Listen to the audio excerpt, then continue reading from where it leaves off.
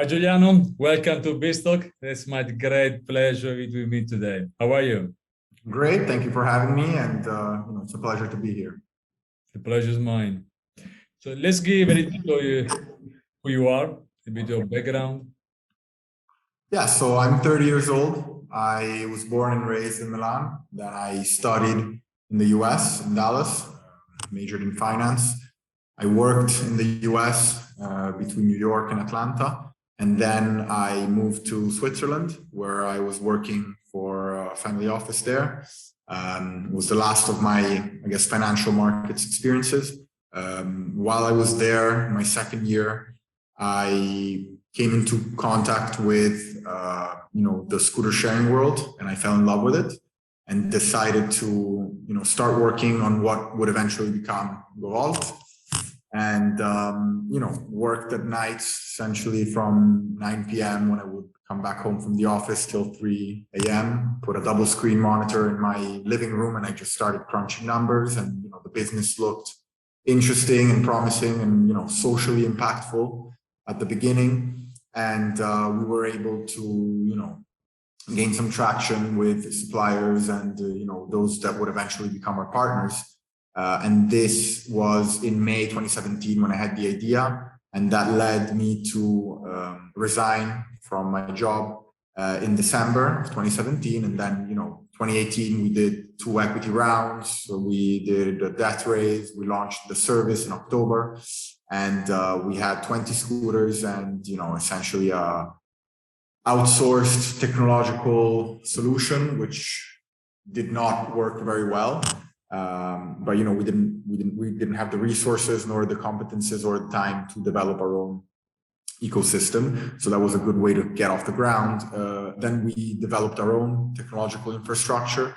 We bought kick scooters and we added them to the fleet. And in July, the end of July 2019, we were the first Italian operator to have a multi-vehicle micro-mobility sharing fleet. So mopeds and kick scooters all on the same app. Which was finally our own proprietary asset. The business went very well. We were struggling up until that point, and we were averaging about 30 new subscriptions to our app every day. We jumped when we put the kick scooters to about 200. We were averaging about 600 euros in revenue per day, and we jumped to 2,000, which was great. We were finally, convinced that we had found the road towards sustainability and towards, market fit. Then the local municipality blocked all kick scooter operators because, kick scooters were not regulated. The law to implement it within the circulation bylaws did not come out at that point. So we took the kick scooters away. We tried to launch them in Monza. 7 hours later, local municipality blocked us. Then we launched them in Verona, very cold, a lot of competition. We essentially retired from that city as well. 2019 was just, that essentially, other than one highlight. In September, we launched a dedicated fleet with Loro Piana, which we essentially, it was made possible by the fact that we developed a proprietary solution within our app to allow companies to use a sharing fleet exclusively, so making it exclusively available to their workforce through, as I said, special area within the app, and then we manage the operations. That partnership is still ongoing. There's still clients 2 years later. It's great. Then nothing worthy of note until 2020. February, COVID. The company was in a very distressed financial position, and we were going to die very quickly if we hadn't done something to turn things around. And essentially, talking to some investors, I realized that we had assets, we had competences, we had know-how, and we had a lot of people. People not only did not want to leave the house, but they couldn't actually do it legally because the government was, forbidding any unnecessary movement out of your home. So, we analyzed the market, and the only available options were big platforms. So, Deliveroo, Glovo, Just Eat, Uber Eats, or whatever, that are charging 30 to 35% commission on the value of the merchandise being transported or delivered. And they also get you the client. So they have a B2C interface, and that enables restaurants that have no delivery segment or delivery traction to actually find find customers and be in a position where customers can find them.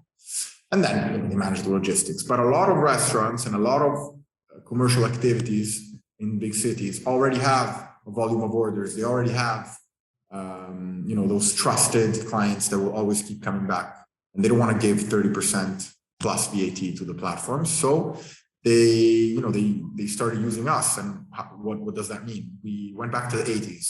In the 80s, what did you have? Yeah, the pizza boy standing outside the pizzeria with his little scooter with the top case to bring the pizzas. And they would receive a call and be like, hey, I want 2 pizzas, 1 pepperoni, 1 margherita here. Pizza boy, here are the pizzas, go bring them, come back. Right. It was working very well.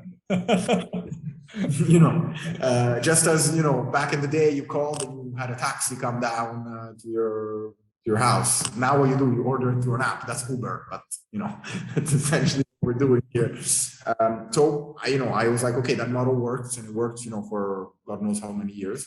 Let's just innovate it a little bit. So we provide the rider with the vehicle, which is either an electric scooter or an electric van, and the isothermic backpack or polybox bags put in the van, helmet, smartphone. And we charge an hourly rate that can be discounted based on how many volumes you do, based on how much you pay me and how regularly you pay me. There's several ways for you to get a better treatment. And this was March. This was the 17th of March, 2020. We started doing deliveries for the first pharmacy. And then it was 1 pharmacy, 1 rider for 2 hours. Then it became 2 pharmacies, 4 riders, 10 pharmacies, 15 riders, and it just exploded. And in 1 month, we were making more money than we had ever made with sharing. And I was like, maybe it's a good idea to do this business instead of. And then I got the first restaurant, the second, the third. Then we didn't have. It got to a point that, by October, November of last year, we didn't have enough scooters to serve all the clients. So we started rejecting customers in October. And then we started picking which customers we wanted to work with, which was the ones that were paying us more, that were giving us work more often, even in times that were not, peak. And, the business grew incredibly. At the end of the year, 2020, we earned revenues of over 3 times those of 2019. And the big contributor to that was the launch of a second business line, which is essentially it's called the third-party logistics. So we provide fleet management services to sharing companies that are in need to have their fleets managed within a given city. So we launched the business with Voi, the Swedish kick scooter company. They have pink or coral colored kick scooters. And what we essentially do is we swap batteries. We relocate vehicles from low density areas to high traffic pedestrian areas. And then we transport broken vehicles to their maintenance center, and they pay us on a task basis. That has gone very well. It's actually been growing like crazy. And 4 months ago, we got Lime. So we started doing the same thing for the Lime e-bikes, which were Jump, which Lime acquired. And in August, we did the record in revenue generation for this business line. And it's looking like September is going to be even better. So it's good. The third and last business line is B2b Fleets. So as I said, Loro Piana, that's what we do. We provide a vehicle for a given period of time with technological infrastructure and logistics services on a rental basis. And our big client from last year is Domino's Pizza.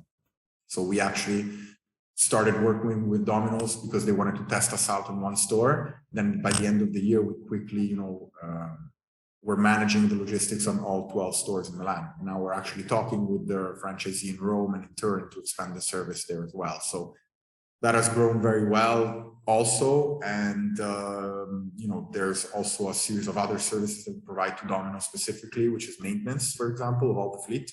We have an in-house mechatronic maintenance with 3 dedicated people that have the competences necessary to execute mechatronic maintenance procedures.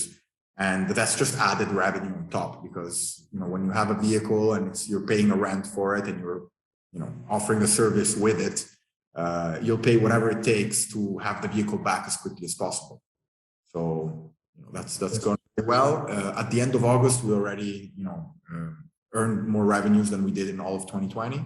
It's looking like we're going to double down this year, so we're probably going to close the year at 1.3 million. Last year it was 650, and the year prior to that it was 190. So we're on a good trajectory. Right now we're at 745. So the Q4 is the best for us, and things are looking up. Now we're in an equity round.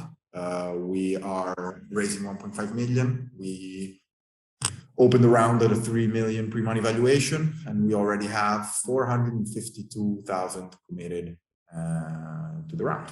So that's that. Thank you, Giuliano. You touch a very crucial point when it comes to startup pivoting. So how difficult it's been for you to pivot, and what has been the signal to make you recognize that without pivoting, the company will die? Well, essentially, it's exactly what you said. It's you either evolve or you die in certain market scenarios. And in others, even if death is not imminent, maybe it would be a slow burn, long-lasting suffering that will eventually bring you to death. So you might as well. It's like when you lose your hair. I lost my hair. Good portion of it. There's two kinds of people or actually three kinds of people that lose their hair. There's the one that goes crazy and is like, oh my God, I'm losing my hair. What will I do? And, he worries a lot and he loses even more hair because he's stressed out. And then eventually he goes to a doctor and gets a transplant. So it's like you're being defeated by the fact that you're losing your hair in a way. Nothing against people who get transplants. Maybe one day I'll get one too, but, it's in a way you're like trying to find the fix. Second option, you lose your hair and you do whatever you can to keep them long, even though it's pretty apparent that you lost them. So you bring them from the back and you try to do whatever you can to hide the situation. Or the kind, which I identify with. You lose your hair, you're like, okay, you go shorter and shorter and shorter, and at a certain point you're like, okay, this is unsustainable, I'll just go bald. And that's it. And then you own it. And with pivoting, I'm sorry for the analogy, but I think it's you either get taken a storm by it, or you use that opportunity to make sure that it defines you as an entrepreneur. And that's what really happened in my case, because up until that point, I was an okay entrepreneur, mediocre. I did something innovative. I raised money. I found the team. I had a good team spirit, but we were losing a bunch of money. The market identified was very competitive. The technology that we developed was good, but it was nothing like super revolutionary. So, for us, it was like, this is the opportunity to show what we have inside and all the value that we can create, given the right opportunity. I have people, some hardworking people that work, 6 days a week, maybe 12 hours a day. They never asked for an hour of extra pay. They just care for the cause. They're here and they're happy to be here. We have fun. We go have lunch together. We go have a drink. Everyone wears a GoVolt t-shirt in the office, and even though they don't have to. We don't. You only have to wear a GoVolt t-shirt if you're out, performing work on the vehicles. But you come to our office, half of the people have a t-shirt. Why? Because we care. Because I wear it. Of course, that's commitment. One of many small things.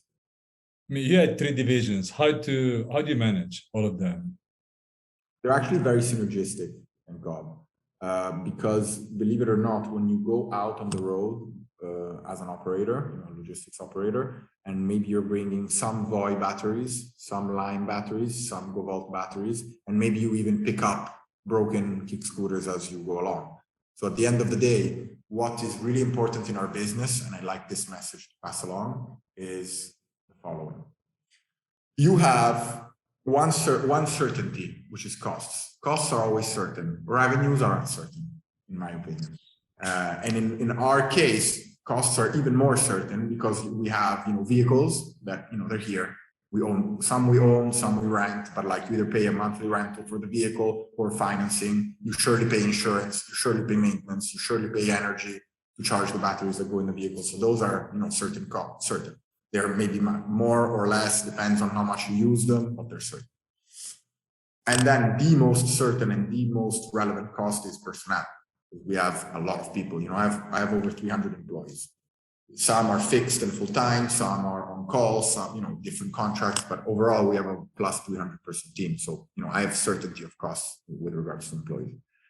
And, you know, if we want to look at it on a unit economics basis, which I think is the most sane things to do, you'll have, you know, your person that costs about 60% of the revenue you generate.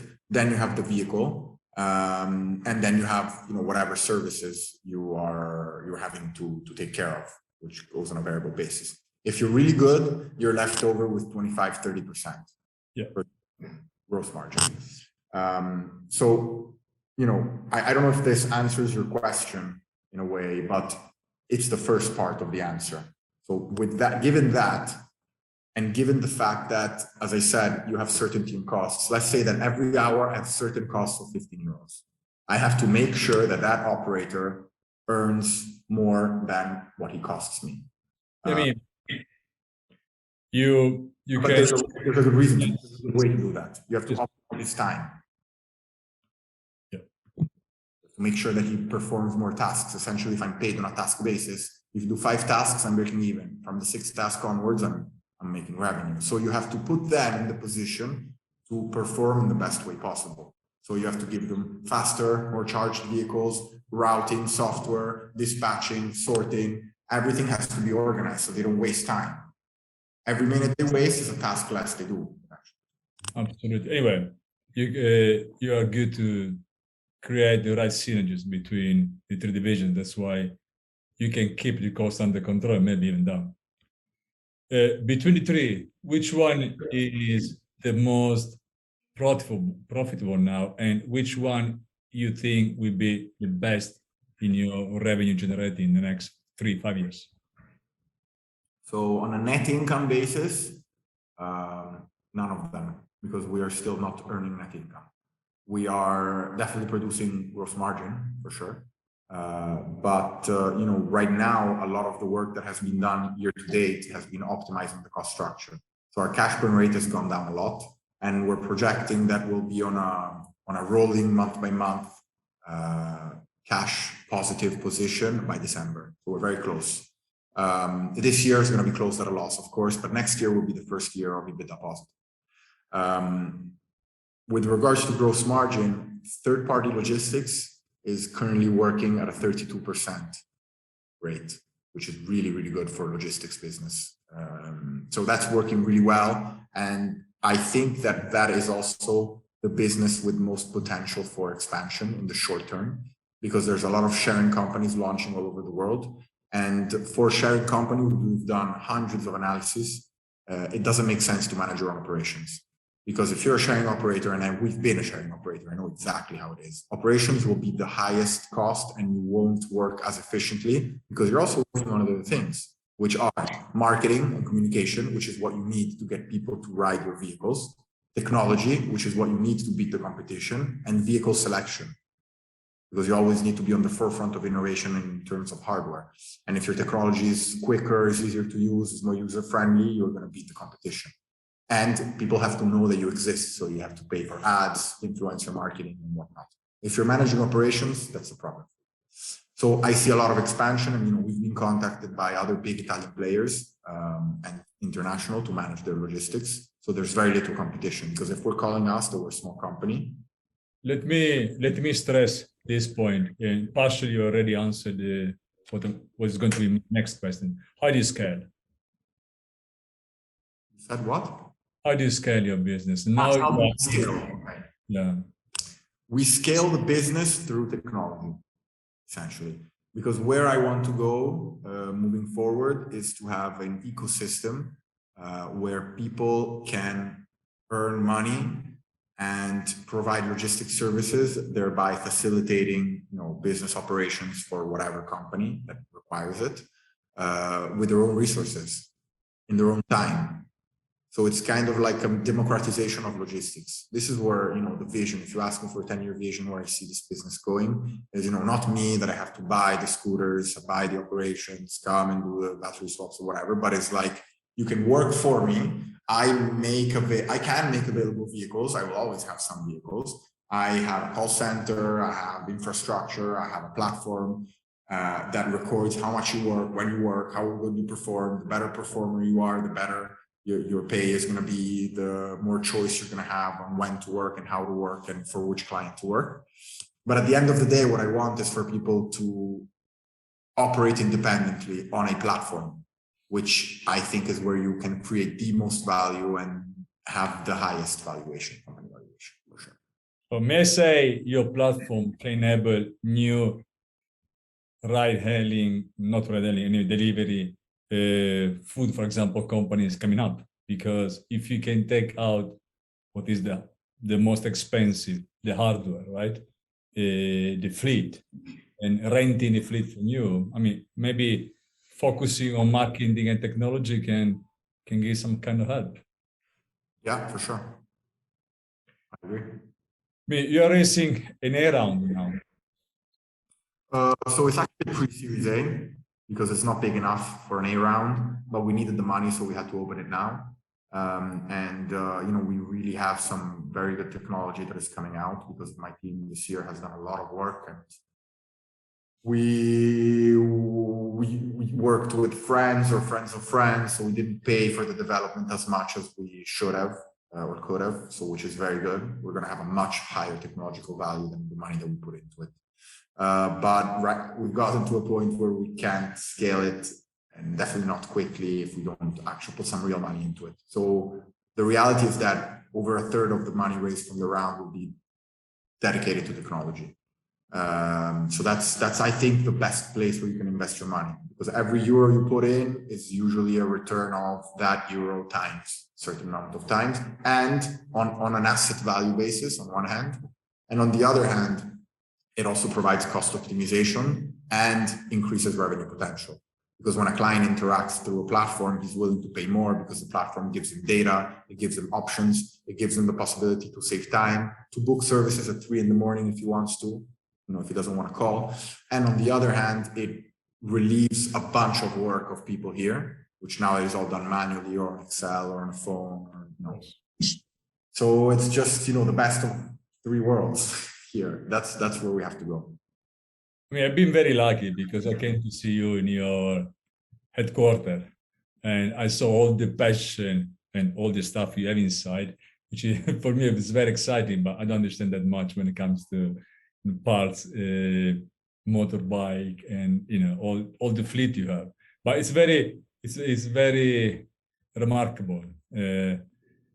What I really like is it's rare. I mean, it's not that rare, but it's very not that common finding entrepreneurs when they understand to pivot. Many times they believe pivoting is like accepting to be defeated, right? Because the business model they planned to be the great is not going to be great because you need to pivot, right? But this, I do believe everyone should understand when pivoting, and you are an extremely great example.